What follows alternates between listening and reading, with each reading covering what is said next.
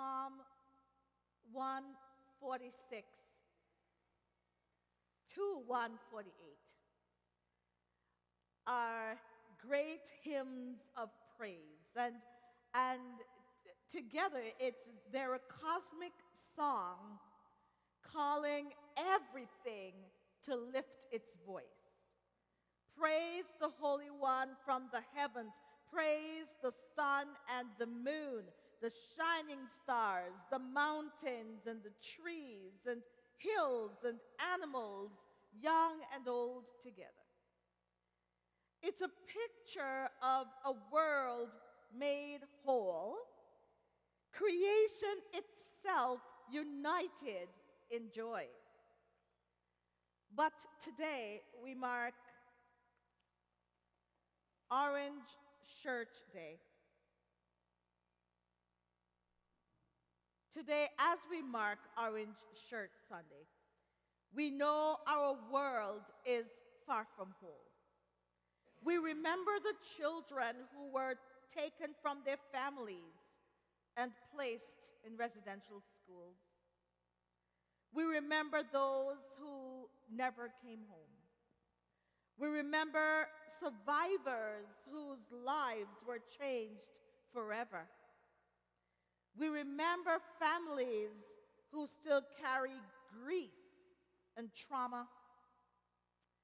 And we remember that the truth of these harms was hidden, denied, and dismissed for generations. The Psalms reminds us of the vision we were meant to live into, a creation where everything is in harmony. But we have broken that harmony. We have broken our relationships with one another, and we have broken our relationship with the land itself. Long before the settlers arrived here, the indigenous peoples of this land lived by treaties and covenants that were about sharing and respect. And one of the most profound covenant is the dish with one spoon wampum covenant. While Marianne read the land acknowledgement, a belt of that covenant, or the wampum covenant, was on the screen. And this covenant was an agreement between nations to share the land, to take only what is needed, and to keep the dish clean, and to leave enough for future generations. It was a vision of living together in peace, caring for the earth and caring for one another. When the settlers came, including our own church ancestors, that covenant was not honored. The land was taken, the dish was emptied and dirtied, and trust was broken.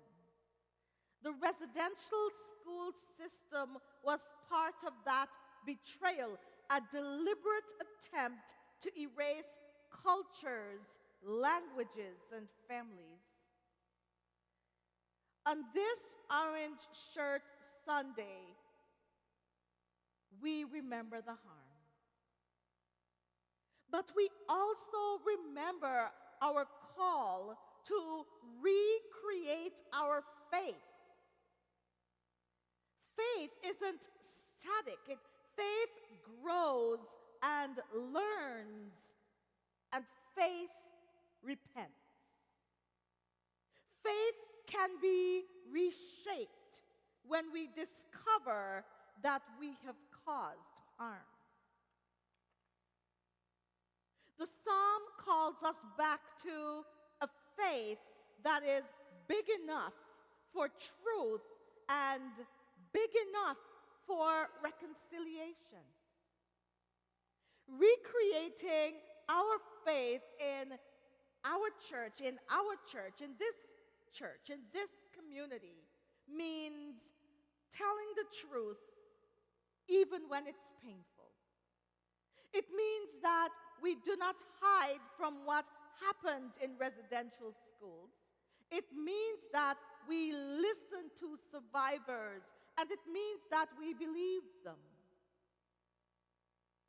This morning on CBC, I was listening to an interview of a residential school survivor. And she was talking about when she first arrived at the school and how older girls were in charge of taking care of the younger girls. And her first day there, how she cried and cried and cried and cried for hours.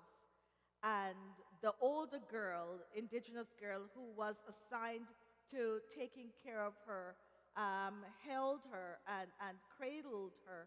And she said she still has a relationship with this lady who currently lives in BC.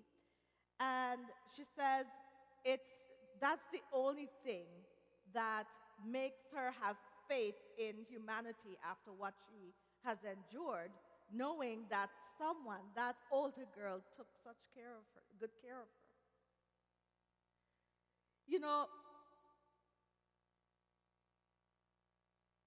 living the truth by working to repair what was broken, by building relationships with our indigenous neighbors, by supporting cultural revival, and by challenging systems that still cause harm is one way that we can recreate our faith. I want to mention here, Phil and I, when we went to a few of the meetings for building the Early Child Care Center, we met with the representative for this area. And one of the things we asked for, the board for our the Early Learning Center here, is we wanted to make sure that we honor and we leave space intentionally for indigenous children that are in the area.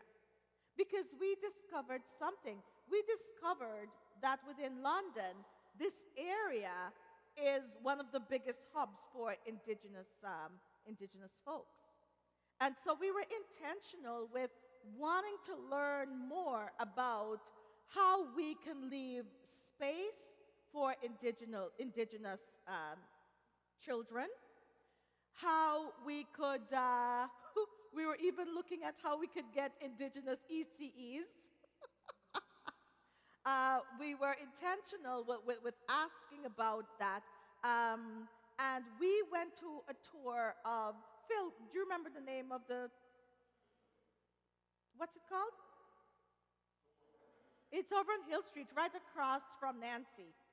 On Hill Street, it's an Indigenous ECE center. Just fantastic. And we had a tour there because we wanted to see what they were doing, see how we can learn from them so that we may serve the indigenous children that we're hoping to leave space for here in our center when it's built.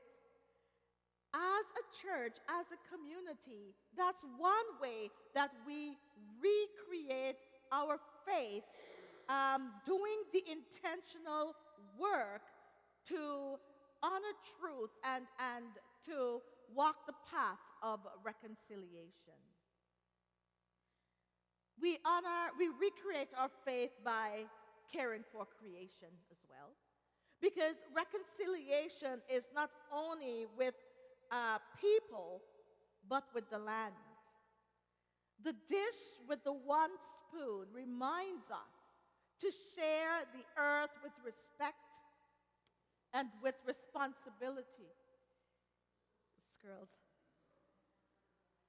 Reimagining our church so that our faith is not a tool of harm, but a source of healing and justice. The psalm shows us a vision of all creation singing praise. But praise is hollow if we ignore pain. Our song must begin with truth. Only then can harmony be restored. And, I studied for 8 years to be a minister.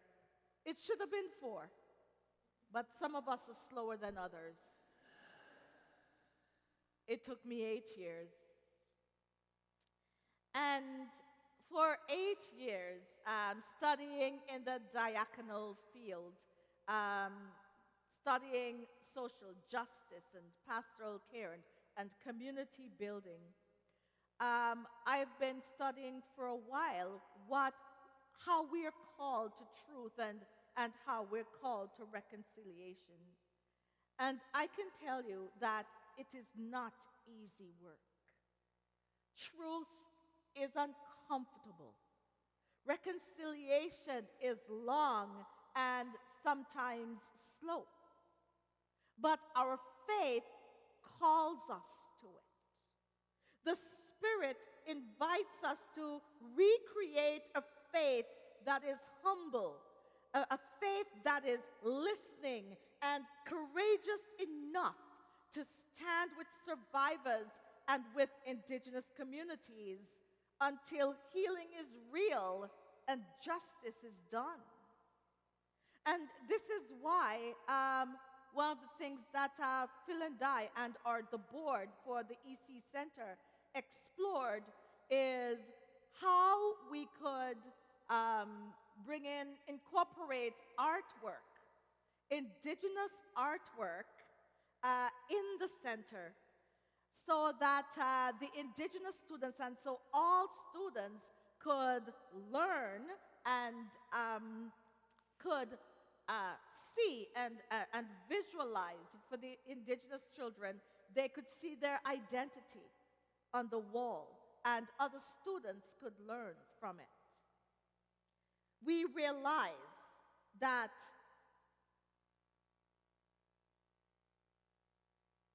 we need to be intentional.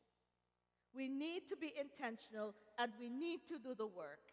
And we realize that the work is hard, but we do what we can. The Spirit invites us to recreate a faith that is humble and listening and courageous enough to stand with survivors and with indigenous communities until healing is real, until justice is done. So today, as we wear orange, we remember and we ask ourselves, how is my faith being recreated by the truth I'm learning? How can I live as though the dish with one spoon still matters by taking what I need, by sharing fairly, and by leaving enough for others and for the earth? What step can I take this week, and not just this week, going forward? What step can I take towards reconciliation, listening, learning, supporting, and advocating? The children we remember today deserve more than our sorrow. They deserve our changed hearts. They deserve a recreated faith that no longer turns away from pain, but faces it with courage and love. The Psalms tell us that this is possible. The same Spirit that set the stars in place and calls rivers to sing can renew our faith too. Truth can be told. reconciliation can grow. And one day, all people, all creation, land and sky can sing together again. May it be so. Amen.